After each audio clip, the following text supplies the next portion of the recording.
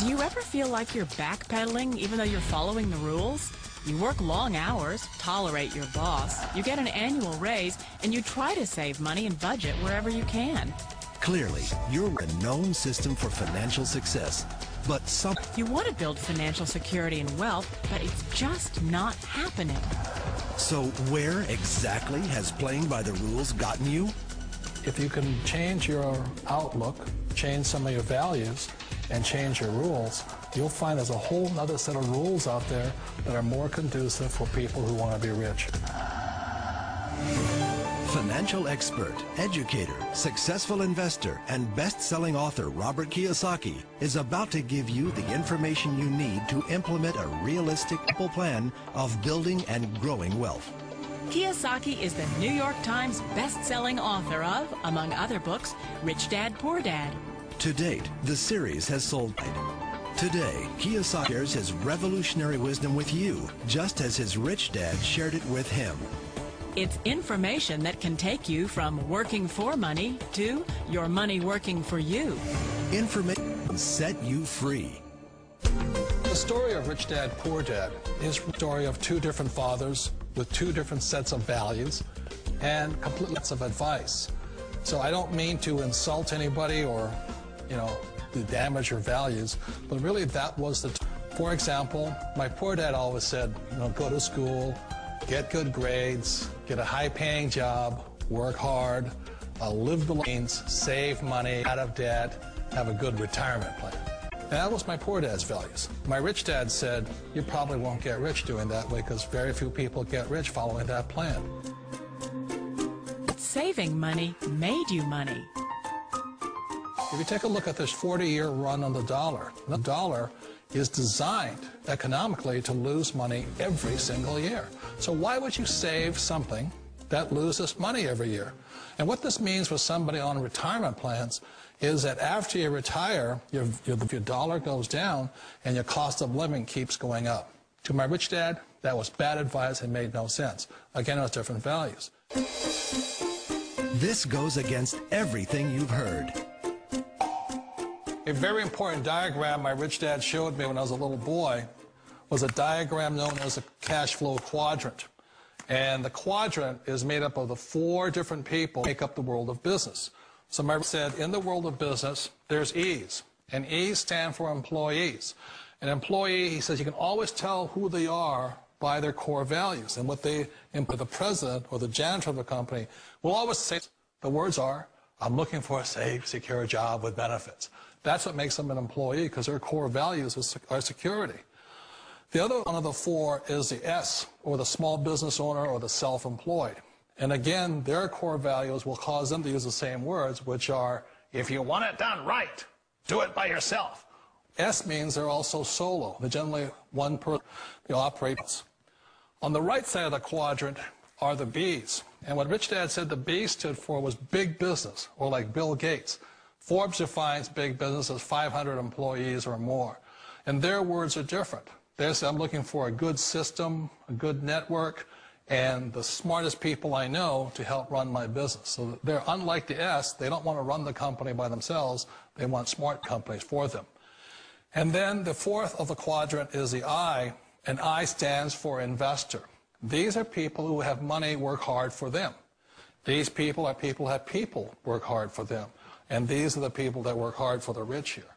So early on in my life, it was my poor dad who always said to me, Robert, go to school and get a high-paying job.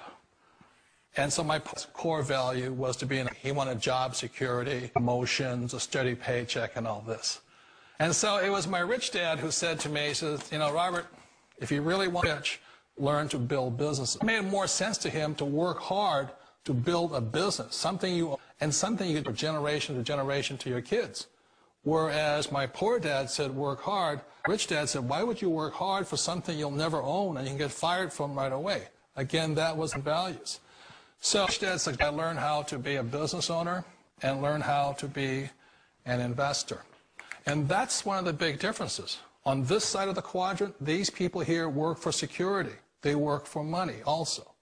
On this side over here, their key value that they want is they want freedom.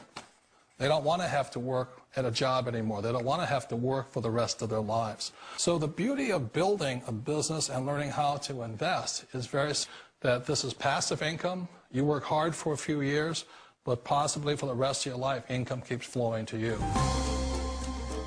Of all the businesses out there, which type do you choose? One of the reasons I consider a direct business a perfect business is simply because the company will work with you to get the business skills that make you rich. Always remember that it's not money that makes you rich, it's business skills. And that's why it's a perfect business. They'll take as long as you like to get the skills to make the money. And that's a lifetime skill thing. The other part about it is the low start. Where else can you get in for under $500 with these skills? For people who want to make the shift over to the B quadrant, which is what I would recommend for people, one of the beauties of a network market, talk to people about considering network marketing. If you're to build a Microsoft, it would take you hundreds of millions of dollars. But a network marketing company allows you to start at a very low rate. They'll be patient with you. They'll take their time to transition over here. And the reason why it's so important to most people is it takes time to change those values. And the most important thing is once you take the time, let's say it takes 1 year, 5 years, whatever time it takes, once you see the value or the core values of this side and this side, you're unstoppable. I'd never go back and get a job. Why should I? I'd rather stay on this side, build companies, pay less taxes, and make. But the key is a person needs to change the values from my poor dad to the values of my rich dad. And that's one of the beauties of network marketing companies. They allow time, and at very low cost, they'll work with you to make that transition over there. The number one asset a person can build is build a business. That is the smartest thing you can do. You've been told the corporate ladder is the surest route to your success.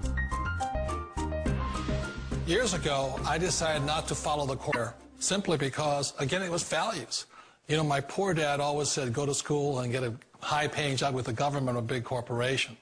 But my rich dad, why would you work so hard at something you can't do your job, you can't pass to your kids? So to me, it never made any sense. It made more sense to build my own business and hire other people. The other reason is that you really don't have much control if you're in the corporate ladder world. For example, you can get time. Or today we have what's called M&As, or mergers and acquisitions, where another company buys another company. So you could be an employee, but the company that buys your company hires you. Wait a minute. This sounds too good to be true. Like one of those get-rich-quick schemes. And it's not a get-rich-quick formula. You don't just do it overnight. It takes time.